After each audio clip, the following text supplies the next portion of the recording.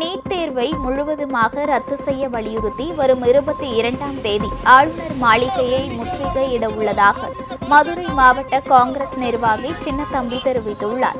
NEET தேர்வில் குளறுபடி தொடர்வதால் நாடு முழுவதும் அதனை ரத்து செய்ய வலியுறுத்தி காங்கிரஸ் மாணவர் அமைப்பு சார்பாக திருப்பரங்குன்றம் ஊராட்சி ஒன்றிய அலுவலகம் முன்பு ஆர்ப்பாட்டம் நடைபெற்றது. சுமார் 50க்கும் மேற்பட்டோர் இந்த ஆர்ப்பாட்டத்தில் கலந்து கொண்டனர். அப்போது செய்தியாளர்களை சந்தித்த காங்கிரஸ் மாணவர் அமைப்பின் மாநில தலைவர் சின்னத்தம்பி இதனை தெரிவித்தார். உங்கள் ராஜ் நியூஸ் தொலைக்காட்சியில் திங்கள் முதல் வெள்ளி வரை தினந்தோறும் பிற்பகல் 2 மணிக்கு உங்கள் பகுதியில் உள்ள குறைகளை நேரலையில் தெரிவிக்கும் புகார் பெட்டி நிகழ்ச்சி. பங்கு பெறுங்கள், பயனடையுங்கள், காணத் தவறாதீர்கள்.